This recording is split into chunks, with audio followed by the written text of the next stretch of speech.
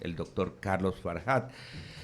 Y justamente estábamos esperando al abogado Eduardo Mendoza Paladines, que está pues integrándose ya también a esta mesa de trabajo. Ayer habíamos dicho, ¿no?, que era pues muy importante poder conversar sobre estos temas que tienen que ver con reforzar las medidas de seguridad, ¿no? Porque la pandemia no ha desaparecido, eso es un detalle importantísimo. Y hay muchas recomendaciones que desde la Mesa Técnica de Salud del Cabildo Guayaquileño es importante ir reforzando, y por eso invitamos al doctor Carlos Farhat. Pero ante todo, saludándolo al doctor Farhat, a nuestro principal, el abogado Eduardo Mendoza Paladines. Eduardo. Muy buenos días a todos, los saludo como siempre porque ya está el doctor aquí, pero alegrándome de verlo porque durante 2 años ha estado a distancia, ¿no?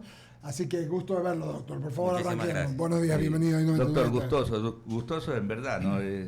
Ya esto también evidencia cómo las cosas van volviendo a los cauces de la normalidad. El tenerlos a ustedes ya presencialmente también es muy bueno.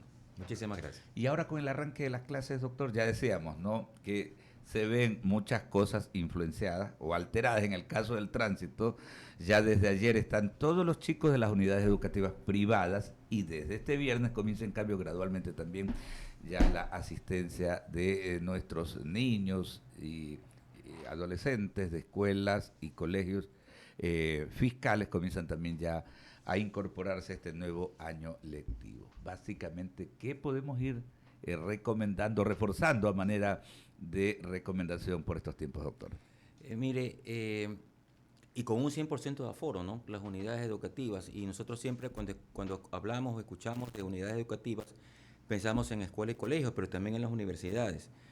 Y si no se toman las medidas de bioseguridad adecuadas o no se las practican, esta asistencia a clases con un 100% se convierte en un factor de riesgo para la propagación no solamente de la enfermedad COVID-19, sino también de la influenza común y otro tipo de enfermedades. Entonces, para que los estudiantes estén seguros en sus aulas, con un 100% de aforo, debería darse la clase en un lugar perfectamente ventilado y aireado. Las clases o muchas de las aulas no tienen esa característica de proporcionar un aire adecuado o una aireación adecuada. Lo ideal es un aire laminar, es decir, que entre por un lado y salga por el otro. Pero realmente lo que es aire acondicionado que choca con las paredes y provoca un flujo circular del aire. De tal manera que si alguien estornuda, tose o habla en voz alta, el aerosol que está suspendido en el aire va a precipitar, y los gérmenes que están en esos aerosoles van a precipitar y facilitan la transmisión. Es importantísimo entonces que si esa es la condición de esas aulas, se den las clases con las puertas abiertas, con puertas y ventanas abiertas que facilitan la aireación y disminuyen el riesgo de transmitir una enfermedad. Y si no lo tienen, en espacios abiertos se puede dar la clase, como he visto que algunas escuelas lo están haciendo, aunque sea momentáneamente. Y lo más importante, no se debe dejar de utilizar las mascarillas todavía en espacios cerrados. Por eso es que el COE cantonal tomó esa decisión basada en sustentos técnicos y no buenas intenciones, porque no me quiero meter en la parte política, pero basado en sustentos técnicos, lo que hemos visto en otros países, lo que hemos aprendido de otros países, nos dan la pauta para saber o para pretender hacer las cosas de manera pausada, cosa que aquí en el país lamentablemente no se ha hecho. El uso de mascarilla. Entonces, desde la partida de casa sí se utiliza el bus escolar, ¿no? Porque también los buses son unidades pequeñas, claro. La utilización del bus y obviamente en las aulas, ¿no? Ahora, es llamativo, ¿no? Pero va a terminar, la pobreza termina siendo una ventaja en estas circunstancias. ¿Y a qué me refiero? Porque usted conoce también, por supuesto, las zonas urbanos marginales y las zonas rurales, acá en Guayaquil y fuera de Guayaquil. Y vemos las condiciones de las escuelitas más pobres que son abiertas y les termina siendo una gran ventaja, ¿no? Para enfermedades respiratorias sí, ¿no? Pero también se podrían presentar otras enfermedades porque no hay abastecimiento de agua, etcétera. Hay monte que no se lo ha logrado rozar. Estamos hablando del mosquito que ahora está proliferando, y generalmente después de la época lluviosa, un mes, 4 semanas, 6 semanas es donde prolifera más el mosquito y donde podría transmitir en mayor cantidad o en mayor intensidad la enfermedad. Entonces, todos esos detalles hay que tenerlos en cuenta. Ya no solamente pensar específicamente en la posible transmisión del COVID, sino integralmente en la salud de los jóvenes y de los niños. Ok, aireado para evitar COVID, aireado para evitar infecciones respiratorias altas, limpio, con abastecimiento de agua, con servicios higiénicos limpios, sin monte, para proteger la salud de manera integral de los estudiantes. Este es un diálogo dinámico con el doctor Carlos Farhat y precisamente Verónica Landeta tiene otras inquietudes. Claro. Ahí estaba escuchando, usted dice aireado el espacio y sería muy importante. Quizás el uso de ventiladores podría ayudar. Correcto. Porque yo recuerdo eso, ¿no? En la época donde no todo mundo accedía a comprar un acondicionador de aire, pues la gran mayoría de familias tenían ventilador. Pero yo creo que eso hace que más bien ayude, ¿no?, a la ventilación. ¿Qué dicen ustedes los técnicos? Por supuesto, esa es una buena alternativa y que se la manejó entre técnicos de epidemiología, infectología y expertos en climatización de áreas. Y ellos recomendaban o la utilización de aires acondicionados con puertas y ventanas abiertas o la utilización de ventiladores dirigidos de un extremo de la clase hacia donde están las puertas abiertas para que el aire provocado por el ventilador corra hacia el exterior en una especie de flujo laminar, que es lo que yo le decía, evitando los remolinos. Y eso es bastante importante también. Y es una alternativa muy válida para conservar la salud de las personas, de los estudiantes y ofrecerles seguridad. Ahora, todos los especialistas dicen que debemos aprender no solamente a vivir en condiciones totalmente buenas en el tema sanitario, limpios, y también mantener todo lo que son las medidas de bioseguridad, sino también reforzar nuestra salud. Cuando hablamos de reforzar nuestra salud, ¿a qué nos referimos? Para que quienes nos están escuchando, sintonizándose a esta hora con nosotros y también nos están viendo por YouTube, sepan definitivamente qué es lo que deben hacer. Mire, eso se llama promoción de la salud, que es fortalecer la salud de las personas para hacernos menos vulnerables a una determinada enfermedad. Ahora que hemos vivido esta pandemia, que la seguimos viviendo porque realmente la pandemia no ha terminado, y que en el Ecuador estamos entrando en una fase endémica, en buena hora, debemos de aprender a convivir no solamente con el SARS-CoV-2, sino con todas las enfermedades que nos rodean. Por ejemplo, sería bueno adoptar la costumbre, y que no se ha hecho, de que si yo tengo síntomas respiratorios y yo tengo que trasladarme a algún sitio, trasladarme con una mascarilla. Si estoy con síntomas respiratorios ya más o menos medianos, entonces mejor quedarme en la casa y en el trabajo y en las unidades educativas, saber que hay un estudiante que tiene síntomas respiratorios, que está con descanso 3 a 5 días en la casa, hacerle seguimiento y obviamente descartar una enfermedad como la COVID-19. Sería interesante también que las personas, me va a disculpar porque esto nos ha hablado mucho, adquiramos la cultura de no escupir en el piso, claro, o de no estornudar. Que los hombres las tenemos mucho, sobre todo cuando jugamos pelota, cuando hacemos ejercicio. Exactamente. Y de no estornudar, en esos ambientes aireados que nos podrían estar favoreciendo la no transmisión del virus. Pero ¿qué tal si estornudan en un bus y no tienen la mascarilla? Yo recuerdo cuando fue la epidemia H1N1, yo me trasladaba en un bus y sentí claramente como cuando una persona me estornudó y me cayó todo en la nuca. Claro, todo en la nuca. Entonces, y escupían en el piso. O sea, yo ahí quedé traumado. Yo era el único que cargaba mascarilla, nadie más la carga. Entonces tenemos que aprender a convivir con cierta estrategia defensiva que responsablemente nosotros la podemos llevar sin ningún problema. Doctor, ya les he dado a mis compañeros, pero esto tiene que ver con educación. ¿Y por qué le digo eso? Sí. Porque la educación debe venir implementada. Desafortunadamente es así por parte de las autoridades. De acuerdo. Porque si usted le dice, no, ya quítese la mascarilla, entonces ya todo el mundo se quita. Y obviamente no entiende lo que usted está explicando aquí, que es que tenemos que aprender a convivir con este virus que todavía está ahí y que de una u otra forma pues se alojará en algún organismo en donde haga lo suyo y bueno, y mientras en otros no ha hecho nada. Por ejemplo, en algunos nunca nos dio nada, nunca experimentamos nada ni nos contaminamos, pero en cambio en muchos otros sí, que hasta se reinfectaron 5 o 6 veces. Sí, y tenemos pacientes, todos los que hemos estado en esta lucha de haber atendido pacientes reinfectados en varias oportunidades. Mire, las campañas de información, comunicación, educación son parte de una estrategia que aquí lamentablemente, y no solamente en el país, sino en muchas partes del mundo, no se las ha sabido llevar bien. Claro, cuando usted le dice a las personas, ya vencimos al virus, extinguimos el virus, que fueron 2 términos que dijeron altos funcionarios del gobierno, y lanzando palabras de victoria que ya todo está bien y normal, ¿qué es lo que piensa la gente? ¿Para qué voy a utilizar mascarilla? ¿Para qué me voy a vacunar el refuerzo? Esa es la Así es. Entonces, y eso es fácil, o sea, si las autoridades hicieran una encuesta, como nosotros lo hacíamos en el toque casa a casa, puerta a puerta, ¿por qué no se vacuna? ¿Para qué me voy a vacunar si ya no hay enfermedad en el país? Si ya no hay virus en la ciudad. Entonces, esa mala comunicación es la que ha hecho o es la que haría que en el futuro nos volvamos nuevamente vulnerables. Mire, y esto es facilito. Después de la segunda dosis, en 6 meses ya no tiene defensas, se vuelve susceptible. Sí, así es. La persona que se enfermó y que piensa que porque se enfermó ya no se va a enfermar más, después de 4 o 5 meses va a estar otra vez susceptible y vienen los reinfectados. Es decir, ahorita podemos decir que estamos en un periodo de ventana de más o menos 6 meses, que es por eso que tenemos que monitorear, donde las cifras van a estar bajas. Pero ¿qué va a pasar después de 6 meses cuando ese 35% de vacunación de refuerzo no suba o aumente 1 o 2 puntos? En 2 meses apenas subió del 32 al 35%, 3 puntos porcentuales, eso no es nada. Entonces, y otra cosa, yo creo que ya debe de evitarse hablar de un esquema de vacunación de 2 dosis, cuando todo el mundo, la Organización Mundial de la Salud, los países europeos que son los que más han combatido esto, ya hablan de que el esquema debe ser de 3 dosis. Entonces, cuando yo digo 87% de cobertura con 2 dosis, eso no es el objetivo final hoy en día. Es el 85% con las 3 dosis y apenas tenemos un 35%. Eso es lo que nos debe hacer pensar que debemos de ser cautos. Para lograr incentivar a las personas a que se autoprotejan y se vacunen, debemos de moderar un poquito esa comunicación. Ustedes son los expertos en esto, demasiado optimista, que los lleva a las personas a decir, ya no uso mascarilla, ya no me vacuno. Las campañas de educación son más largas. Cogen un producto y lo transforman en algo. Una persona poco prudente, una persona prudente, una persona no responsable, una persona responsable. Sí. Y se debería reforzar las campañas de educación. Pero como usted bien dice, las autoridades de salud, de educación, el gobierno debería estar empeñado en esto. ¿Usted las ha visto? No las hemos visto. No, porque ya vimos la disposición cuál fue. Entonces todo el mundo ya ahora anda sin eso. Entonces, si no estamos acompañados de una buena comunicación, una campaña de educación, estas medidas de quitarnos la mascarilla nos podrían pasar a factura, esperemos que no, en el futuro. Doctor. No, Lorena, por favor, Lorena Vázquez.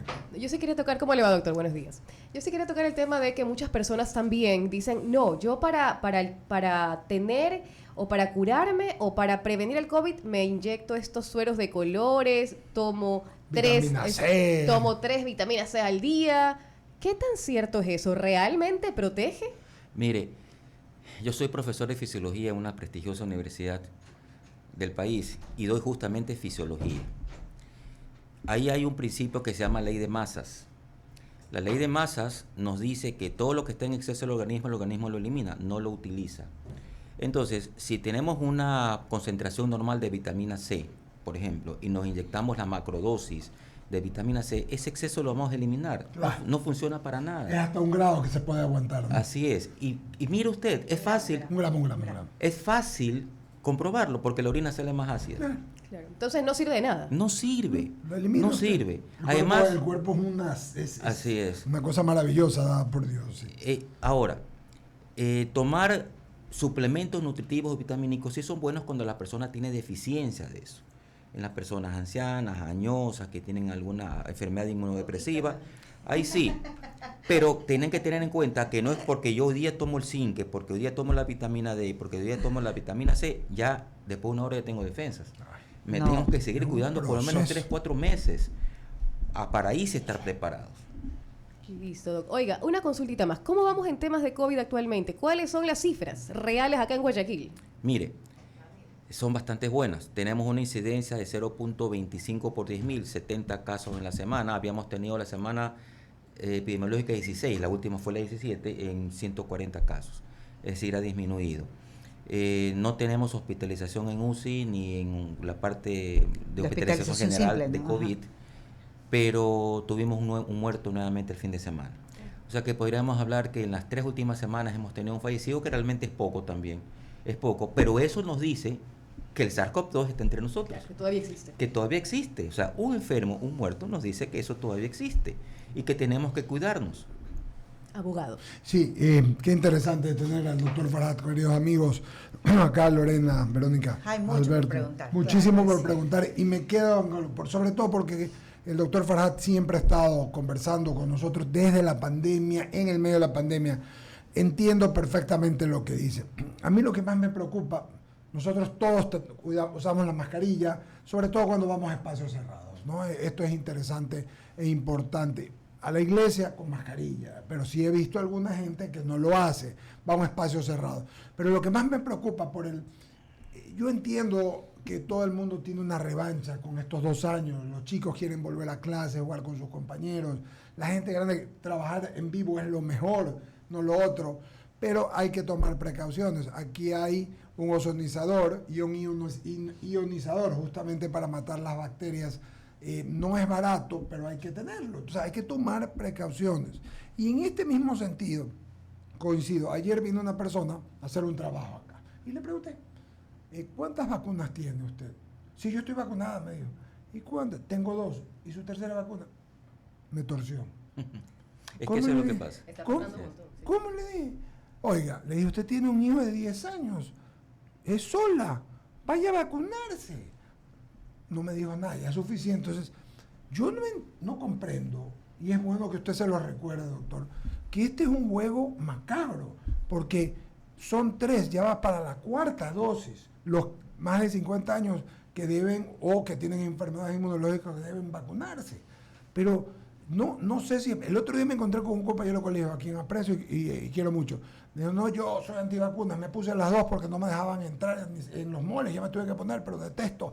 Mira, que solo se han muerto tanto y siempre se mueren los de acá. ¿Qué le decimos a esta gente? Hemos visto morir gente nosotros antivacunas y otros siempre, pero no entienden. Es una conspiración mundial, es un tema que lo inventaron. Por Dios santo, si se muere la gente todos los días. Ese es un error gravísimo, y yo les voy a contar una anécdota real, obviamente sin decir nombres, de un médico antivacuna que por lo menos permitió que su familia sí se vacunara, pero él no. Resulta que él se enfermó, llegó a una UCI y falleció. Y el resto de su familia, que también se infectó, ninguna falleció. ¡Qué bárbaro! Mi padre tiene 90 años, acaba de pasar COVID en el mes de febrero, mediados de febrero, y seguramente por las vacunas, con toda seguridad, mi papá no se complicó y en 3 días estaba totalmente bien. Igual mi papá, 86 años, 2 veces le cogió, la última le cogió en diciembre, ya con la tercera vacuna, una semana después, pasó cantando. Entonces, imagínense qué hubiera pasado, por ejemplo, si estos pacientes no se hubieran vacunado. Yo pienso que esto de las antivacunas también es otra conspiración. ¿Y sabe qué? Que no solamente, creo que lo manifesté aquí mismo en este medio, no solamente se oponen, sino que son groseros, maleducados, y empiezan a escribirnos en Twitter que somos unos ignorantes, discúlpenme la expresión y las palabras, pero esos son los que lo utilizan. Y no saben el daño que le están haciendo a su población y por lo menos a su familia. Y así ellos quieren no vacunarse, ok. Pero el problema es que si ellos no se vacunan y enferman, van a infectar a su núcleo familiar. Mire, ahí hubo una teoría, disculpen que me explaye un poquito en eso. Sí, claro. Cuando una vez con una persona que es antivacunas, pero hubo por lo menos un diálogo muy respetuoso, él me decía, pero si en las UCI hay 50% vacunados y 50% no vacunados, y mueren 50% vacunados y 50% no vacunados. Sí, le digo, mueren 50% vacunados, pero ¿entre cuántos vacunados? Entonces no es lo mismo 50 de 1 millón que 50 de 100. Mueren 50 no vacunados, pero de un grupo más reducido. Por lo tanto, la letalidad o la mortalidad del COVID-19 de los no vacunados es por lo menos 3 a 4 veces superior que en los vacunados. La vacuna está comprobado científicamente que es muy eficaz, muy segura. Yo no conozco de eventos adversos aquí en el país, o por lo menos en nuestra ciudad. Esos eventos adversos que se mencionaban al principio, cuando se comenzaron a vacunar las personas con AstraZeneca, con Pfizer y todo lo demás, ya no se habla. No. Porque los estudios epidemiológicos han demostrado que son vacunas sumamente seguras. Y son eficaces para no agravarnos y para no llegar a una UCI y para evitar un desenlace fatal. Claro. Ya está comprobado. Con los ejemplos que les acabo de mencionar, yo creo que eso queda muy, muy gráfico.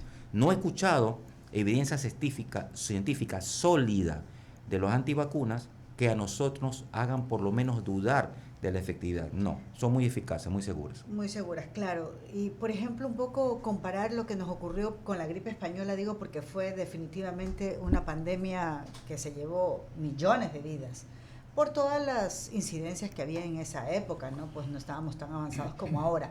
Pero un poco comparar eso y tratar de que usted, que es especialista y muy adentrado en el tema de la investigación, pues entienda la gente cuál definitivamente es ¿cómo se llama? La funcionalidad de las vacunas.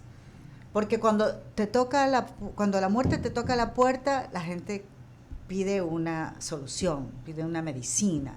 pide un refuerzo ahí, pero cuando ya la muerte pasó, entonces como que la gente objeta lo que definitivamente pues es la respuesta médica y científica. Correcto, mire, la ventaja de las vacunas es histórica. Empecemos por la enfermedad viruela. Lo que le erradicó el planeta, porque ya no hay casos... Porque arrasaba la humanidad. Arrasaba la humanidad arrasaba. y desde muchísimo tiempo.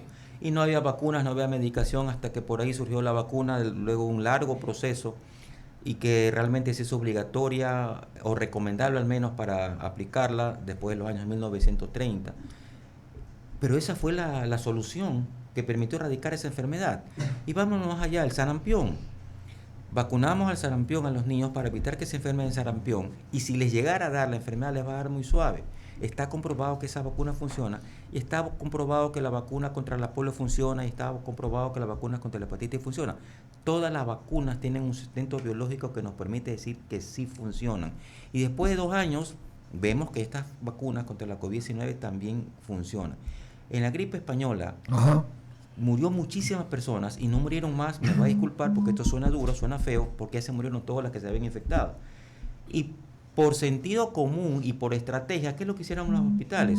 Sacaron a todos los pacientes a los patios para que cojan el sol y puedan respirar. Claro, y puedan respirar. Entonces se dieron cuenta que lo mejor era estar al aire libre y en los lugares cerrados. No había vacunas, no había medicación, y por eso murió muchísimas personas.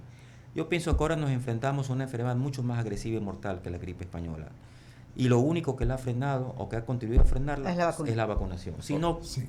¿quién sabe cuáles hubiesen sido las consecuencias de esta enfermedad en el mundo? Y es increíble, no puede sonar repetitivo, Eduardo, ¿no? Pero nosotros aquí lo hemos dicho en muchas ocasiones. ¿Cómo olvidamos, no? De pequeños, previo al periodo de matriculación, cuando entrábamos a clase, Eso. me acuerdo de la cartilla, y a uno le ponían ni sé cuántas vacunas. ¿Quién se hacía problemas por el Nadie, tema de la ¿no? vacuna? Nadie. Increíble, porque era pues la... Era como un requisito para matricular. Claro, Así es. Era parte de. Sí. Así Pero es. eso, y en esa época pues quedaba hasta la marca, una marca ya... porque no había pues la tecnología, las especialidades. Algunos la tenemos todavía. Todavía nos quedó de herencia, Eduardo. Pero, y es bueno que mis compañeros hayan intervenido porque esto es un diálogo, es un foro, o sea, y entonces, ok, terminamos la parte de la vacuna, de la tercera, queda claro, por Dios, hay que vacunarse en la tercera dosis, les pedimos, esto no tiene que ver con nada, las 2 primeras vacunas no le dan suficiente, lo ha dicho el doctor Farhat, son 6 meses. Yo me vacuné la tercera dosis el 1 de diciembre. Hablábamos con Alberto y contigo, Verónica, el otro día que estuvimos desayunando. 6. A mí me toca ya, el 5º mes arrancó ahora en junio. Puede ser en mayo. Hasta el 1 de junio yo tengo que ponerme la cuarta vacuna, sin problema. Y lo que dice usted, hubo un momento que decía, no, AstraZeneca es una vacuna que complica a la gente que tiene trombo, la que tiene posibilidades de trombo. No se ponga esa, pues. Vaya donde su médico. Esa es la figura. Pero entiéndalo. Y una pregunta más, doctor. Hablamos alguna vez con usted de que había un laboratorio que estaba buscando una polivalencia, es decir, una vacuna polivalencia. Digo esto cuando, por ejemplo, ayer salió Bill Gates diciendo, no, va a venir un rebrote, ni sé cuánto. Dice que el 5% del COVID es lo único que hemos visto. Ya, que hemos visto. Entonces, vuelve esta teoría de la conspiración. No sé pues si tendrá el señor, capaz tiene algún interés, pues no, porque con esta gente multimillonaria uno no sabe qué intereses juegan. Lo que sí sabemos es los médicos. Por ejemplo, a mí me dicen, y lo digo por experiencias personales con familiares cercanos, 1000 veces me dijeron, lo mejor y la solución es esta medicina alternativa que te va a curar tanto. Entonces yo digo lo que alguna vez por mi trámite en la vida pero yo hubiera sido el premio Nobel de la medicina si fuera eso, pues no sean mojinos, pues. Entonces, sí, pues no, que esta vitamina, La agüita. viene, esta vitamina viene de las algas, de ni sé qué mar, y esto te quita. Chica. Entonces, le repito, doctor, por favor, repítale a la audiencia que por qué es necesario vacunarse. ¿Por qué teniendo el 88 en la primera dosis y el 82, 83 en la segunda, que no llegamos al 85 en la segunda, y entre niños de 5 y 11 todavía hay una falencia, estábamos en el 73, 74, sí, que hay que vacunarse para la segunda y luego ir a la tercera? Mire, cuando inicialmente se empezaron a aplicar las vacunas, se ven esos estudios de la efectividad de la vacuna sobre el virus original del SARS-CoV-2 y se determinó que 2 dosis era suficiente. Pero luego vinieron las variantes, sobre todo la Omicron y los sublinajes de la Omicron. Y como les digo, estos CDC, Centro de Control de Infecciones, comenzaron a hacer estudios y se dieron cuenta que para frenar la agresividad de la Omicron era necesario 3 dosis de vacuna. Ahí está. Y que debía de ampliarse el esquema de 2 a 3 dosis. Por lo tanto, el esquema de vacunación actual aceptado en el mundo, recomendado por la Organización Mundial de la Salud y que se está haciendo en todos los países europeos, Estados Unidos, Canadá, etcétera, es de 3 dosis. 3 dosis sí nos garantizan no agravarnos, no tener desenlaces fatales si nos llegáramos a infectar por estas variantes que cada vez son más transmisibles. Y aquí viene algo importante que usted mencionó a Bill Gates. No sé qué información tenga él para predecir o tratar de predecir esto, pero hay que tener en cuenta 2 cosas. Esta epidemia nos ha demostrado que ser impredecible. Cuando uno piensa que todo va a pasar, de repente viene un pico epidémico que no lo esperábamos. Si no, preguntémosle a Dinamarca, preguntémosle a Israel en su momento, a China, a Francia, a Alemania y ahora a China. Y mire usted que en China no solamente tiene un buen servicio de salud, de sistema de salud, sino que son muy rígidos, muy estrictos en mantener esa disciplina, ¿no? Dentro, yo diría que hasta se les pasó la mano, pero bueno, es cuestión de ese país. Sí, y la buena noticia es de que esperemos que en diciembre se lance alguna, porque ese fue el plazo que se dieron, laboratorios internacionales muy prestigiosos, de que a fines del mes de diciembre iban a tener una vacuna pancoronavírica que iba a tomar todas las variantes del SARS-CoV-2 para evitar la enfermedad de COVID-19. Y hay un laboratorio, lo voy a decir porque fue público en Italia, que está buscando una vacuna que no ataque a la proteína S, que es la que atacan todas las vacunas o los anticuerpos que crean, sino que ataque a otra proteína que no varía mucho entre las diferentes variantes. Entonces es más fácil que esa nueva vacuna cree un anticuerpo que reconozca esa proteína que no varía entre todos los tipos de SARS-CoV-2 y la ataque. Es decir, hay un panorama alentador. Esperemos que las pruebas experimentales den resultados positivos para que en corto plazo, 2023 máximo, ya contemos con esta vacuna, que pienso que sí va a ser periódica, por lo menos una vez al año deberíamos de vacunarnos, igual que nos vacunamos contra la influenza. Oiga, mensajes de la gente. Saludar a Ramiro Cepeda Alvarado, que ya anda por nosotros. El hombre no está calentando bancos, sino está de inspector del aire. Está viendo el aire. A ver, Alberto Pincay, querido amigo y penalista, abogado, que siempre lo tenemos en el panel, dice: Pana, buenos días, saludos al panel y a usted. Y al doctor le pregunto, ¿y la 4ª dosis, qué hay con eso? La 4ª dosis es un refuerzo que se está comenzando a aplicar en personas vulnerables. Vulnerables, los mayores de 65 años, los que tengan alguna comorbilidad, los que nos exponemos el día al día al SARS-CoV-2, los médicos, personal de salud. Está recomendada la 4ª dosis. Chile ya ha dispuesto que la 4ª dosis sea general para todas las personas, los mismos israelíes y los mismos otros países. Pero si no llegamos a la 3ª, ¿con qué dificultad vamos a llegar a la 4ª? Entonces comencemos por vacunarnos una 3ª que da una buena cobertura contra el SARS-CoV-2, es muy eficaz, muy efectiva, y luego pensar en vacunarnos la 4ª dosis. Esperemos que con estas nuevas vacunas que salgan, que se están anunciando y que están en fase experimental, ya no tengamos que vacunarnos cada 5, cada 6 meses con un refuerzo nuevo, sino que una vacuna al año sea suficiente. Ricardo Aguilar dice, en cambio, querido amigo, dice, en Israel tenían la 4ª dosis y se volvieron a guardar. ¿Cómo es esto? Sucedió con la 3ª dosis. Con la 3ª. Ahora, con la 4ª, lo que pasa es que ya estos países, con la experiencia que tienen, ya no esperan picos epidémicos de gran magnitud, sino que cuando ven la curva, lo que siempre hemos conversado en la Mesa Técnica de Salud y en la Dirección de Salud, cuando uno ya ve la tendencia que se mantiene en 2 o 3 semanas, aunque sea muy suave la tendencia, ya hay que tomar medidas. Claro, entonces por eso se confinan. Y por eso es que se comienzan a confinar y a haber restricciones que a las personas realmente no les gusta, ¿no? Pero que realmente es necesario. Es necesario. Si las personas no se cuidan, también esta cuestión de responsabilidad y por el mismo hecho de dejar de utilizar la mascarilla cuando tenemos el virus todavía circulando entre nosotros, podría agravar la situación en algún momento, tomando en cuenta que este es un virus que ataca de manera impredecible o que se manifiesta de manera impredecible. Hay que seguirnos cuidando. Tenemos 3 dosis, tenemos una 4ª dosis. Mientras los indicadores epidemiológicos no se mantengan estables en el tiempo, tenemos que seguirnos cuidando. Doctor Carlos Farhat, muchas gracias, ¿verdad? Sí. Qué buena conversación. Hemos peinado, hay un par de preguntas más, pero hemos peinado todo el tema, ¿no?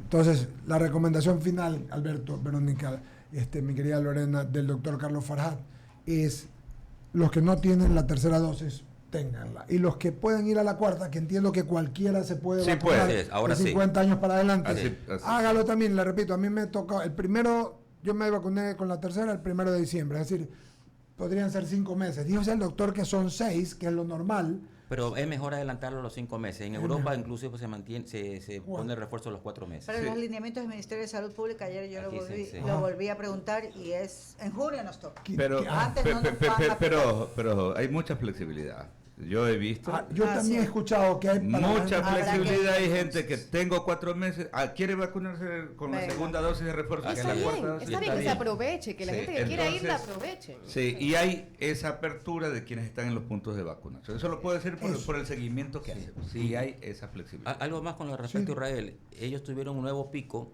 pero con una cobertura de la cuarta dosis bien baja.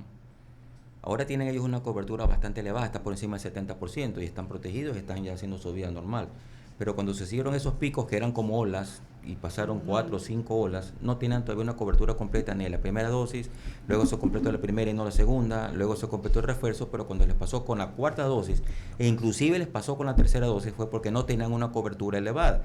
Y nosotros actualmente tenemos una cobertura demasiado baja de la tercera dosis, que realmente eso es un riesgo. ¿Cómo está el tema de los niños? Ya para despedirnos rapidito. No tenemos ¿Sí hay? casos, no Pero- tenemos ¿y casos vacunas? hospitalizados. Sí, sí hay. Sí, hay, se han vacunado bastante. Sí, se están vacunando, Es que pero le no, pregunto por el no tema en la de la medida que hepatitis. quisiéramos. La hepatitis es un nuevo tema, una alerta que nos ha enviado la Organización Mundial de la Ajá. Salud, que hay que tomarla en cuenta, no hay que despreciarla ni desecharla. Y hay que empezar a armar un buen sistema de vigilancia epidemiológico ya específico para esa enfermedad. Que la ministra lo negó, ¿no? Que no hay brote. Pero Claro, no aquí importa, no hay, pero hay que seguir. mire, está en varios países de Europa, está en Está- 20 países del así mundo, es. está en Qué miedo. Europa, está en Canadá y está en Estados Unidos. Uy. Igual fue con el COVID, Europa, Estados Unidos, Sudamérica. Y yo siempre he dicho, y no quiero ser pájaro malagüero ni nada de esto, Agorero del desastre. así es, pero cuando llega una enfermedad epidémica a Estados Unidos, va a Bueno. llegar a Sudamérica, entre esos Ecuador, porque hay mucho flujo de personas que viajan a un Hay vacuna para la hepatitis, ¿verdad? pero no para esta la última, la actual, es la hepatitis aguda infantil, que no es provocada Para por ninguno niños. de los virus conocidos, ni el A, B, C, D y E. Otra nueva. Es una nueva, se la está relacionando con un adenovirus que le ha dado a las personas o a los niños Adenovirus inmunodeprimidos. tiene que ver con las adenoides. Claro, adenovirus es un virus respiratorio, pero se lo ha encontrado en los niños que tienen hepatitis aguda infantil y que han estado inmunodeprimidos. Pero también se está estudiando la posibilidad de que esta enfermedad se relacione como una secuela del COVID-19. Pero todo está en estudio. O sea, no hay nada No hay nada confirmado. definido. Y hay un grupo de expertos que está estudiando esto con urgencia. Lo que están alertas también de ese tema es porque hay mortalidad en niños de hepatitis, que tienen hepatitis. 220 niños se han Por enfermado, el Dios 10% han fallecido. O sea, es una mortalidad 10%. elevada. Qué Es cosa. una mortalidad En elevada. los Estados Unidos y en Canadá y en Europa. Y en Europa. O sea, En donde se 20 supone que hay países. ciencia. Qué cosa más terrible. Entonces nosotros no debemos de descuidarnos, debemos de ajustar la vigilancia y ya deberíamos empezar a tomar decisiones con respecto a eso. Muchas gracias, Claro, doctor importante, Carlos Farhat. muy A la amable, orden. Un gracias. gran abrazo, gracias, gusto de verlo personalmente y vamos a seguir.